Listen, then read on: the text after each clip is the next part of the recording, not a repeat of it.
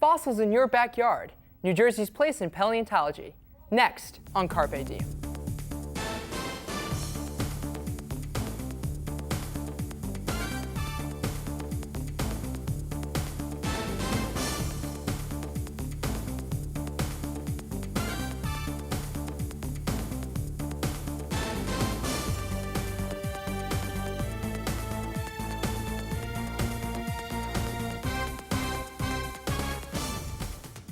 Carpe Diem is funded in part by The Record and the Herald News.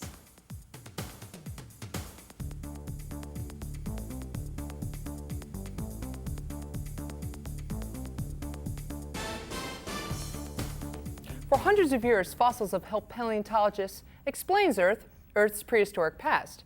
From the early findings of Charles Darwin to the revolutionary ideas of George Gaylord Simpson, paleontology has explained our evolution as a race. However, when many people think fossils, they think big dinosaur bones. But here in New Jersey, paleontologists are looking for things on a much smaller scale. Hello, I'm Ronald Tomaino, your host for Carpe Diem. Today we'll dig up the other side of paleontology that many people don't think of. We'll take you on a behind-the-scenes look at a fossil excavation site with Brooklyn College and the American Museum of Natural History. We'll uncover what they're looking for and what it has to do with explaining the extinction of dinosaurs. But first, we must explain exactly what a fossil is and how it can explain our past. Joining us in the studio today is Dr. Matthew Goring of the Earth and Environmental Studies Department at Montclair State University. Thank you for joining us today, Dr. Goring. Hey, nice to be here, Ron. So we're going to start off simply by asking you, what's a fossil? That's a good question. A fossil is any remnant or trace of past life, whether it be a trackway or a bone. So, the fossils, for example, this would be a good piece of evidence for a fossil. These are skeletal parts of a trilobite from Morocco, and they're a good example of a fossil. That seems like it's on some type of a mold of some sorts. How are they found? Yes, they come in a variety of different forms, molds, casts. A cast is essentially when a fossil shell is in a sediment and the shell dissolves away and the sediment fills in to form a cast, or you can have an impression, which is just the exterior part of the shell that is imprinted into the sediment. You can have amber insects that are enclosed in sap from a tree. You can literally have the bones, the original skeletal material preserved. There's many, many ways. You have trackways, footprints. You can have imprints of trees or leaves and things like that. A variety of different types of fossils, the way they can be preserved. So what can fossils tell us about our past? Oh, they're very important for giving us information about the past, particularly environmental conditions. For example, there are certain fossils that would only be able to live in a shallow water condition like a marine environment, or maybe a terrestrial environment like a swamp or a river area. For example, dinosaur bones clearly are an animal that was living on land. They also give us information about climate, how cold it was or how warm it was, and things like that. So it's given us all this information, and I'm sure that over the years, many theories have been developed. Do you know of any specific theories that have been developed just based on fossils? Well, the fossil record is primarily in support of Darwin's theory of the basic theory of evolution, and that theory was supported by a lot of the fossil record. There are other theories about how fast evolution can take place, and the fossil record has been pretty instrumental in determining, or trying to determine that, how fast evolution can occur and things like that. So there are theories about how the evolution of life has progressed through time is primarily how fossils have contributed to various theories about that. Now, are fossils like from one period? Like we talk about fossils like millions and millions of years old. Are they from just one era, or are they from several different eras? Yeah, that's a very good question. Actually, the eras, or the geologic time scale, is primarily broken up into large divisions that are based on the actual fossil record. So yes, the answer to that question is that if you look at the fossil record, life that existed way back in Earth history was much, much different, and there's been different types of life as life evolves into different types. Like, for example, the Paleozoic era is defined as early life, and that the fossils that are in that particular time period are very distinctive, as opposed to Mesozoic, which is considered middle life, which is the age of the dinosaurs. Very, very different type of animals that existed in these different eras. So what era did the dinosaurs become extinct? That was the end of the Mesozoic. During the famous Cretaceous Tertiary boundary is the end of the Mesozoic era, and that's about 65 million years ago, yes. How did that exactly happen? Yeah, that's pretty much the accepted theory on that is that there was a major impact of a large meteorite or asteroid that impacted on the Yucatan Peninsula in Mexico, and basically the energy that was released during that impact event would have catastrophically damaged the entire surface of the Earth, not the entire surface of the Earth, but most of the area around the Gulf Coast, and that energy release would have brought up a lot of dust into the atmosphere, and that would cover the planet and basically block out a lot of the sunlight. And so that extinction event was that we have the actual physical evidence for that crater, and it's been dated at 65 million years, and so that's essentially the going hypothesis for the extinction of the dinosaurs. Not only the dinosaurs, but a lot of other marine life went extinct at that point in time as well. So how do you tell how old that meteorite is? We can date various parts of the layering that exists around in the area in the Yucatan, and you can date sediments, and you can date magma material that was thrown up from that event, and so you can actually get a fairly precise age on that event. Yes. Is it a pretty lengthy process? I mean, is it very difficult to determine such an age of a fossil, or for this matter, meteorite? Well, the meteorite would probably obviously date way back to the origin of the solar system, but the actual event and the deposits that are related to that event can be dated, and it's not difficult, but you have to collect samples and go into the lab and date those particular layers that are datable. I guess just a lot of time and energy. Yes, yes. All right, great. Yes. Now that we have a general idea of what fossils are, we're going to take an in-depth look at a particular fossil period. It's another ordinary afternoon at Thompson Park in Monmouth County. As visitors enjoy the great outdoors, Park Ranger Ralph Johnson is out on patrol, ensuring the overall safety of the park. But behind his dark green uniform lies the shadow of a man whose main objective is to piece together the past through paleontology.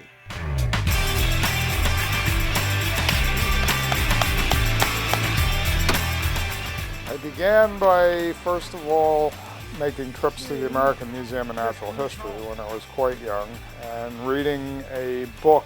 The name of that book was All About Dinosaurs by Roy Chapman Andrews, and that book has been credited with launching many a paleontological career, including mine. In this area, most of the geology is Cretaceous. The Cretaceous period is the last of three that makes up the Mesozoic era, which is the age of dinosaurs. The geophysical province, which is called the Atlantic Coastal Plain, which includes New Jersey, Delaware, and Maryland. My specialty is the Cretaceous rocks in that area. Within that framework, my main specialty is ammonites, which are prehistoric cephalopods, which reached their heyday in the Cretaceous period. And they became extinct along with the dinosaurs. As far as collecting in other areas of the country, it's mostly places that have fossils that relate directly to my work on the Atlantic Coastal Plain. Stuff that's directly correlatable with the same age. So I can see what was going on elsewhere and how it relates to what was happening on the Atlantic Coastal Plain. Now, after 40 years, Johnson has taken his knowledge and applied it to a lifelong collection of Cretaceous fossils. As founder of the Monmouth Amateur Paleontologists Society, or MAPS as it's commonly called, Johnson has collected over 20,000 fossils. I was given a tour of the Maps Museum as Johnson showed me some of his most promising fossils. That's a specimen of a species known as Sphenodiscus lobatus. And you can see the suture pattern on the shell here. What that is it marks the ammonites divided their shells into chambers. Okay. And where the chamber wall hit the inside of the shell, that's called the suture line. So as the ammonite grew, it would add chambers to the rear of the part of the shell that it lived in, which was called the body chamber. Here we've got one of the most abundant and well-known fossils from the Cretaceous are the large oysters known as exogyres.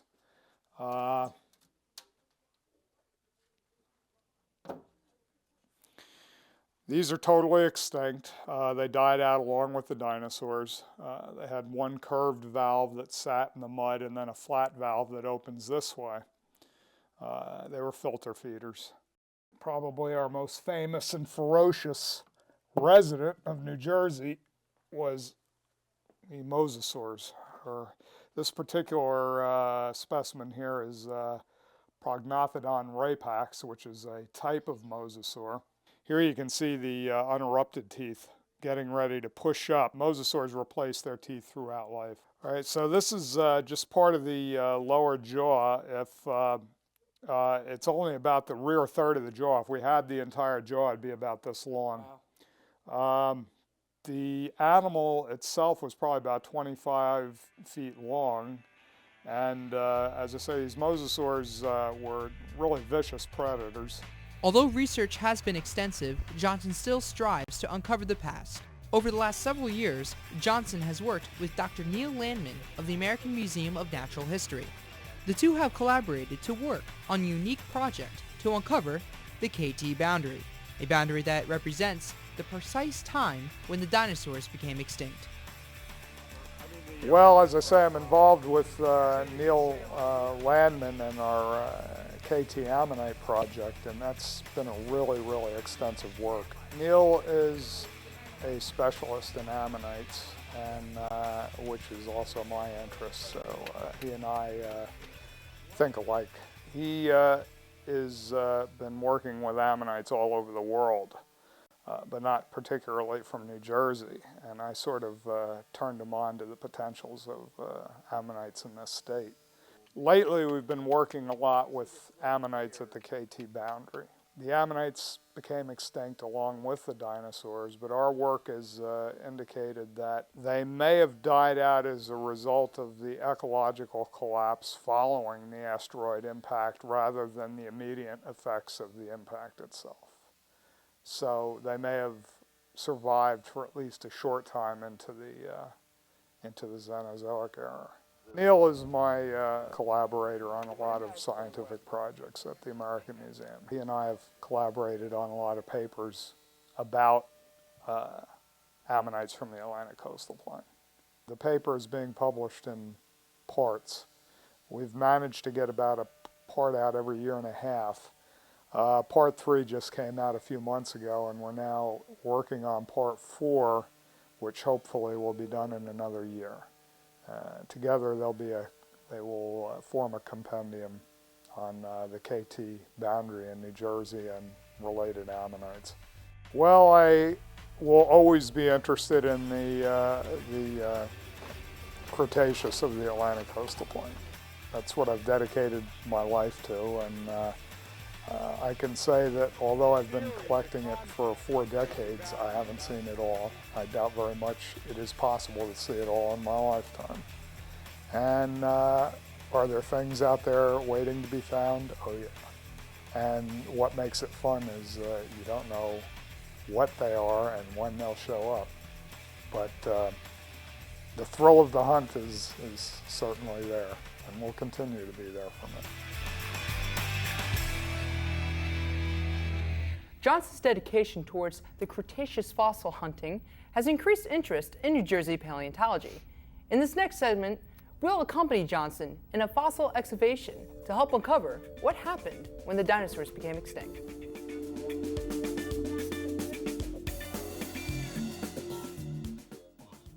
we first met up with Bill McNeil, who not only owns the property where the excavation took place, but contributed to the dig itself. Under the direction of Johnson, McNeil started up the front end loader and began to dig. However, as Johnson explains, McNeil has to be precise in the way he digs the site. We just got through with the phase where we've stripped off the topsoil off the top of the Hornerstown Formation. We're now in the phase where we're going to cut down through the Hornerstown to the top of the Tinton Formation. The contact between the Hornerstown and the Tinton is the KT boundary. That is the point in time when the dinosaurs became extinct. Next phase will be to go down about a foot into the Tinton. The final stage will be to go down another 2 feet into the Tinton, so we can measure iridium throughout this section. Iridium is the trace of the actual asteroid impact. So far so good. The dig is looking real good. Unfortunately, Johnson spoke too soon, as water from the water table slowly began to rise. We may have to set up a pump to drain the hole. Soon after the water table incident, students from Brooklyn College arrived. Along with their professor, Matthew Gobb, the young paleontologists got a hands-on opportunity to search for fossils. I am from Brooklyn College. My organization is the Geology Society of Brooklyn College. We're an active club. Really, I just want to kind of make myself more keenly aware of fossil identification, because really the only way to train yourself to do better in the field as far as finding fossils and outcrop is to get more experience handling stuff. It has to do with the KT boundary, which of course everyone is interested in because the dinosaurs went extinct and etc. And there are so many theories on what happened, and that's what we're looking at. So my master's work is on the KT boundary, also in New Jersey, going from Cretaceous to Tertiary, collecting above and below the KT and looking at exact specific species and how they go across the boundary, if they go across, how far they go across and what numbers. Do they die off slowly after the KT? If some of them that had believed to become extinct when the meteor hit, if they in fact survived for some time. So I'm looking at a very concentrated area of the KT. Soon after the arrival of Brooklyn College, Dr. Neil Landman came into the dig. Along with his team from the American Museum of Natural History, Dr. Landman immediately got involved, finding a fossil from the Hornstown layer. It's called a pecten, that's the scientific name, but the colloquial name is scallop. So that's a little pecten probably in the basal Hornstown Formation over there. But what's interesting about it is it retains its original shell. So it's white and it stands out against the matrix. After a brief fossil hunt, the whole team of paleontologists got involved, collecting samples of uranium and dinoflagellates. However, in their search, they soon came across some impressive yet unexpected fossils. You have the claw of a crab that is a brand new species that is in the process of being described over in Europe as we speak. This is its claw. You can see part of the two pinchers, and there's the top of it. You can see some of the ornament. I don't know what the actual name is going to be, but this is actually a nice claw. We've got part of the elbow and the claw, and it's pretty decent. Oh, there it is. Tiny part of a tooth, indicating that not only all these invertebrate fossils lived at the end of the Cretaceous, but sharks. And they probably ate the macroinvertebrates that were finding. So it's a very dynamic ecosystem. And all of that disappears in the blink of an eye with the asteroid impact. And what replaces it is an impoverished recovery community. Although everyone's finds were spectacular, the most bizarre came from Johnson.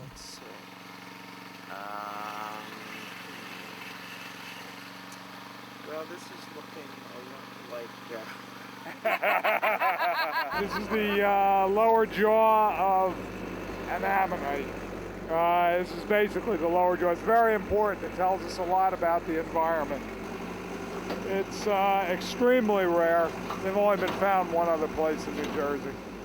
So yeah, I'm going to put it in the car to take special care of it. We're going to, have to prepare it carefully.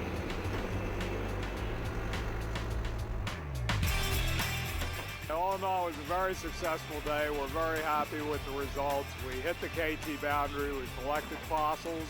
We sampled for iridium. We sampled for dinoflagellates. And I think we're going to get a lot of information. So yeah, it's been a good dig, as they say in the field.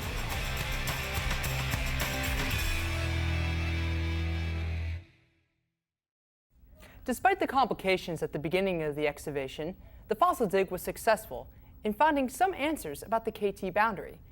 However, rare finds like this are unnoticed quite often. As a result, possible excavation sites are torn up and replaced with development. Joining us once again is Dr. Matthew Gorning of the Earth and Environmental Studies Department at Montclair State University. So we're going to talk about development right now. How is this destroying fossil sites? Oh, very good examples in northeastern New Jersey. In this area where you have heavy development, and the rocks themselves are actually have many trackways of early dinosaurs and fossil fish. And there's been many sites along in northeastern New Jersey, particularly close to Montclair State, where the development is, they've excavated for foundations and actually have taken out or potentially have taken out many fossil trackways of early dinosaurs and fish and things like that. So there's a good example just north of campus, just north of Route 46, where there had been a fairly classic area for pulling out trackways, early dinosaur trackways and fish. So it's a problem, and it's a shame actually, because a lot of these sites could be very useful for educational purposes and scientific purposes. Are there any sites in particular that stand out the most? There's the ones in northeast New Jersey in this particular rock type in this area. There's also in Hamburg in Sussex County. There's a very almost a world-class stromatolite outcrop in a set of limestones that was recently developed in association with a golf course. And luckily they preserved part of that outcrop, and we still take our students up there to look at it. It's really a very, very nice site, and was some talk about that actually becoming a park before it was bought out and developed. Unfortunately, the park proposal didn't actually come to fruition, but it's at least the contractors and the construction of that development, they left a good chunk of that outcrop, and we can still go there and see that. So it's a good example of preserving something that is actually useful. Now, I know that population in New Jersey is increasing, yes. And so development is as well. So what can paleontologists do to prevent development on possible fossil sites? Yeah, that's an important question, and I think most of the paleontologists should try to, lobby and get the state and local governments to try to at least have somebody on site where they're going to build and try, as they're excavating the bedrock, try to see if there's going to be anything that comes out that is scientifically useful. And that's probably a difficult task, but it's probably something that ought to be done, especially in northeastern New Jersey where the development pressure is very high. So it's specifically for a paleontologist, that would be somebody to have on site as a geologist. Doesn't necessarily have to be a paleontologist, or even educating the construction workers, just so, hey, if you see something that looks like a fossil, don't start digging it up. Let's stop and then take a minute to see what's there. So you mentioned students getting involved Yes. in regards to paleontology. What are students at Montclair State University doing? Well, we have geology majors, and they go out and they do research associated with classes on local paleontology, mostly in northern New Jersey, in Sussex County area, and in this area in northeastern New Jersey, and as well as down in the central and southern New Jersey. So they've been looking at mostly for class projects, not super high-level research. But they've been looking at, evolutionary processes and documenting new species and things like that. All right. And so with this in mind, there are classes and stuff that the university offers in regards to paleontology? Yes, we have at least two. We have one undergraduate class and a graduate class in paleontology. Yes, we do. All right, awesome. Dr. Gorin, thank you so much for joining us in the studio today. Yeah, it's great. Paleontology is quickly growing in Jersey, as it helps explain the period when dinosaurs became extinct. However, despite new development, paleontologists such as Johnson and Landman are working hard to answer the questions presented in our prehistoric past. If you'd like more information about this or any other Carpe Diem program, you can write to us at the email address on your screen, carpediem@mail.montclair.edu, or you can give us a call at 973-655-5158. For Carpe Diem, I'm Ronald Tomaino. Thank you for watching.